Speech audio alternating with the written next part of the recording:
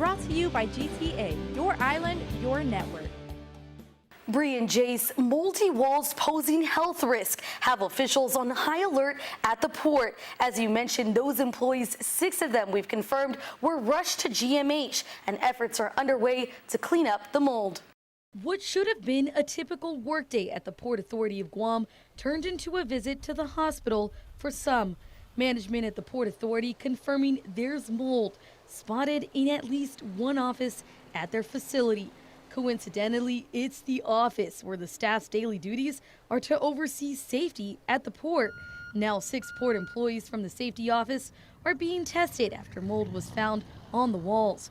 John B. Santos, the acting general manager, says the 6 were checked Wednesday as a, quote, precautionary measure, though none have yet to report any signs of imminent health problems. According to Santos, it's been quite some time since the first signs of mold, and it apparently just grew.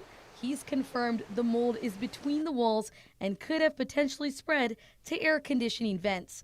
According to U.S. EPA, mold has the potential to cause health problems and could produce allergens and irritants. Health experts say inhaling or touching mold or mold spores may cause allergic reactions in sensitive individuals. In addition, environmental officials say mold exposure can irritate the eyes, skin, nose, throat, and lungs of both mold allergic and non-allergic people.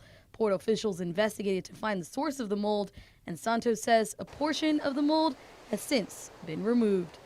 Now, Santos tells KUAM that workers are no longer in that facility and have since been relocated to the administrative offices. He also emphasized that, quote, employees are our greatest asset and safety comes first. Back to you. Brought to you by GTA, your island, your network. Well, tonight a local city will have to pay hundreds of thousands of dollars to remove mold from a hotel. The Midwest city Sheraton was near I-40 and Sooner Road. It was built just 2 years ago. Eyewitness News 5's Darielle Snipes checked out why Midwest City will have to pay for that mold to be removed. Step in a room at the Sheraton in Midwest City, and at first glance, the walls appear to be fine. But after a closer look, you may find this pink mark coming through the wallpaper. Hotel workers say that mark is mold. Workers first spotted the mold in early December.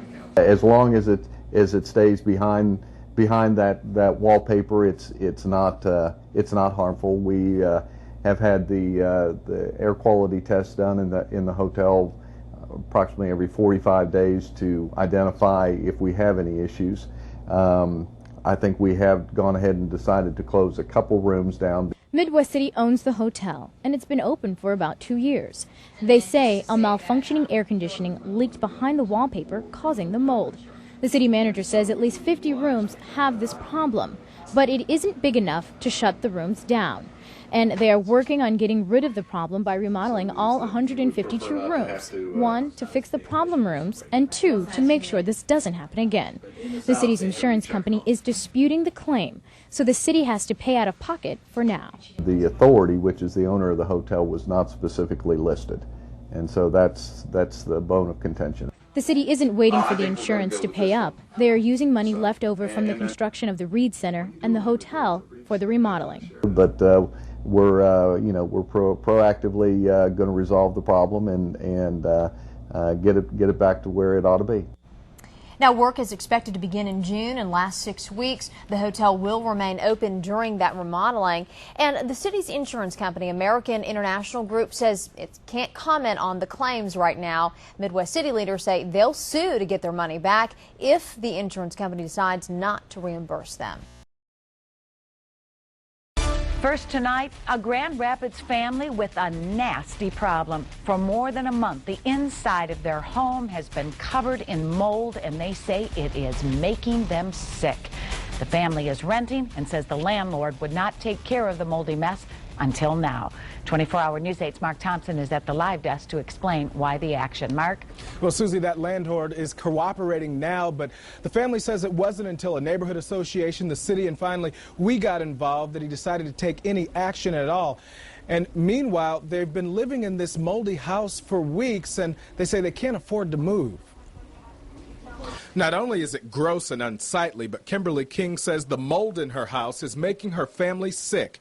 King had a doctor run tests after her teenage daughter and 2-month-old grandson started breaking out into a rash. That's when they found out, she had some wheezing in her lungs, and they end up giving her steroids and some cream and stuff, same as my grandchild. King noticed the problem in July. A leak in the upstairs bathroom, she believes, is the source of the mold. She says her landlord promised to have someone come out and take a look, but they never showed. This was maybe 2-3 weeks ago.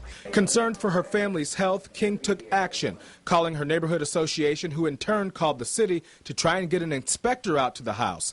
Her association rep even called a city commissioner to expedite the process until finally, Friday, after News 8 had been here, that's when we got the inspector out. The house cited for several code violations, and the landlord, Mark DeVries, given 5 days to take care of it. And it would appear he's making good. A plumber was sent out to the house today with the promise of mold work to start tomorrow. What did he loosen? What did he do? But as a rent-paying tenant for 6 years, King says it shouldn't have taken so much and so long for her landlord to respond. Now she wants to move, but can't afford to.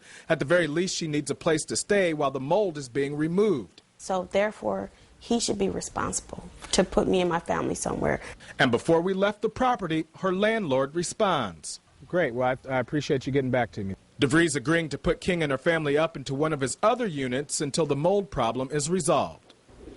And that landlord says he tries to respond to all of his tenants in a timely manner. He says that he has nothing to hide, and he's even invited us out to go through that property with him tomorrow as he begins that process of cleaning up that mold.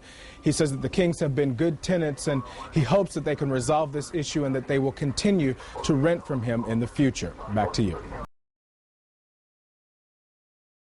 What should we price this at, honey? About $5, I'd say. In Roseville today, Mary White and her husband David were busy selling off their entire collection of keepsake lighthouses. Beautiful lighthouses of every shape, color, and description. The Whites have more than 50 of them from all over the world, but now they're being forced to sell them off to pay for David's medical expenses. You see, David is battling stage 5 kidney disease. It kills me. It's scary. If he don't get a kidney, he dies, Yes, David is in the biggest battle of his life, but as if he doesn't already have enough going on, this past spring, his health was threatened again. This time by, of all things, the house next door. A house that is vacant, a house that flooded this past winter and was overtaken by dangerous black mold. Horrible.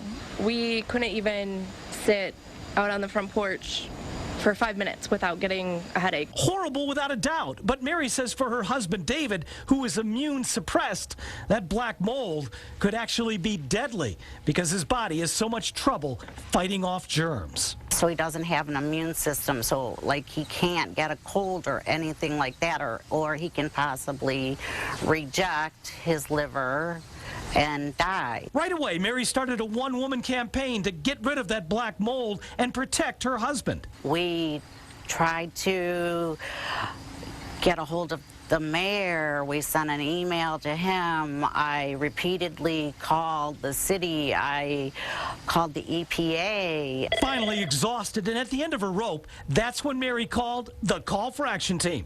We contacted officials at the city of Roseville, and just a matter of weeks later, work crews went in and cut out a large portion of the home's first floor, removing entire walls that were covered in that black mold. Thank you, thank you, thank you from the bottom of my heart to be able to call somebody and get the help and not have to worry every day that my husband's going to die if he walks out the door from the mold next door. Yeah, this was very serious, not just a problem with black mold, but a health problem involving possibly life and death. I'm Bill Spencer, the Call for Action team. If you've got a problem, call us at 248-827-3362. Again, 248-827-3362. Call for Action. We've been showing you people trying to pick up the pieces after all this flooding, but ripping apart this room is actually fixing a serious problem. Kim Tobin went along with a mold removal company here in Albuquerque that's been slammed since our first big storm in July. She has advice for people who have seen a lot of rain at their homes. Ripped out carpet, cabinets pulled out of the wall, drywall cut out of the wall. The reason? Mold. Oh no, not in New Mexico. I did not expect just a little bit of water could cause that much damage. Eva Mueller has been helping her daughter who lives in this Albuquerque home and is allergic to mold. This mold is actually from the big storm in July.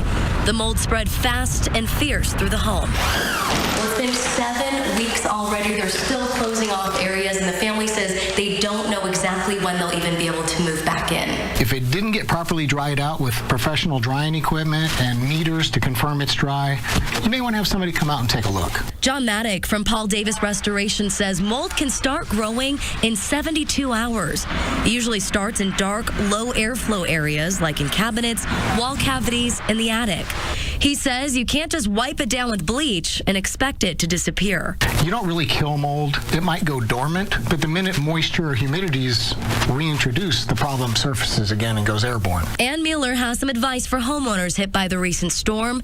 Check it out right away. Oh, very seriously, because you never know what kind of mold you have, and if it turns out to be black mold, that's even more serious and can influence your health. Kim Tobin, KOB Eyewitness News 4.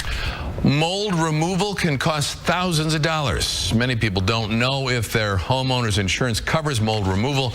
Make sure to check your policy. There are several health problems associated with mold. People sensitive to mold may experience a stuffy nose, irritated eyes, wheezing, or skin irritation. People allergic to mold may have difficulty breathing, but someone with a weakened immune system or chronic lung diseases could develop mold infections in their lungs, something you don't want. Really hard whenever it's late at night and they're asking to go home, and I can't take them home. I can't take them to their rooms. I can't put them in their beds, tuck them in with their stuffed animals to go to bed. That's the hardest part about it. New here at 10, a Bridge City family left without a home after Laura, but not for the reason you may think. Good evening, everybody. The mobile home that they rent is still standing, but they say they can no longer live in it because of mold. 12 News reporter Victoria De Leon met with the family at their home today. It's bad. These days, the only time the Runnels are in their Bridge City home is to check on the problems Hurricane Laura left behind.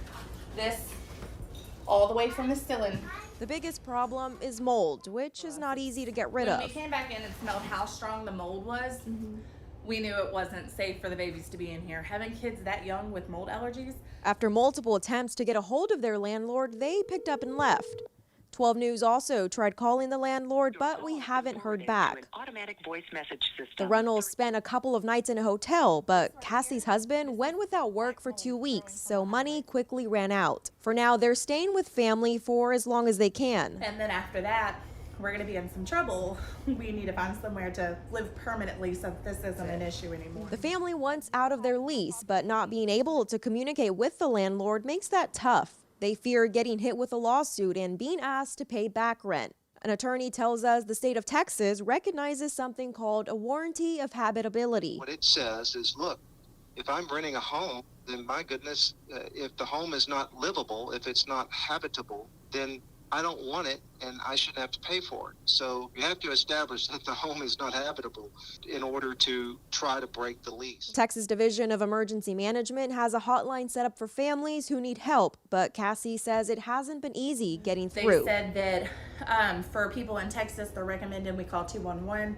211 isn't giving us information other than call Red Cross or the charities, and they're all, it's kind of like a never-ending loop. Thankfully, she says the community has stepped up and helped with clothes and food, but not knowing where they're going to sleep is still the biggest issue. That's the hardest part about it. Especially when she has to explain it to her kids. Does, but how do you explain it to a 3-year-old and a 5-year-old so where they get, you can't go in there and be with mold, you're going to get sick.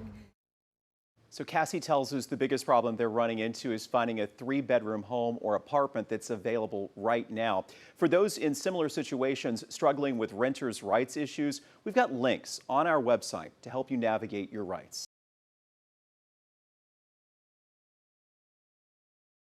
Having flood insurance has been a real lifesaver for some homeowners flooded in Broward this month. But as we told you yesterday, they're now encountering a big problem with mold. Yeah, it's not only a health hazard, but also detrimental for the homes themselves and costly to get rid of if you don't have enough insurance. CBS News Miami's Yvonne Taylor has more. I had clients already from this incident in the area that they didn't have insurance and they had to go to their own pocket. And that's very painful. And how much would that be then? A process like this, it can go up to $10,000. Up to $10,000. That's the price tag to hire a restoration company to clean up your flooded house. The water was coming in all the doors at the same time. Ann Dykes lives in Fort Lauderdale. All the streets in her neighborhood were covered by water, which then ended up in the houses. Where the water line gets to the drywall, we're going to cut that and 2 feet above. Dyke says she's carried flood insurance since 1989 to the house. We have had it on the house ever since we bought it. Did you have content insurance? No, I mean on the flood insurance policy, it wasn't in there, but we thought it was when we first bought it back in '89. Well, these cabinets were hit by water, obviously, because water got in the house, so all these lower cabinets have to be removed and replaced. And that will be covered by insurance? That's covered by flood insurance. Public Adjuster David Sherman says many people are under the notion that the content coverage is immediately included under the flood insurance. He says it goes with homeowners' policy, but people sometimes decline it to save money. He suggests double checking your coverage. I thought we had coverage for everything inside and everything. Apparently we didn't. Dykes also did not know that recovery or cleaning companies only do the job of drying, disinfecting, and cutting the walls. Installing new walls has to be done by someone else. Nevertheless, she's glad she has flood insurance. Get insurance anyway, despite the fact you don't have flooding in that area. Go get it and get covered for everything in the house. Make sure it's all covered. In Fort Lauderdale, Yvonne Taylor, CBS News, Miami.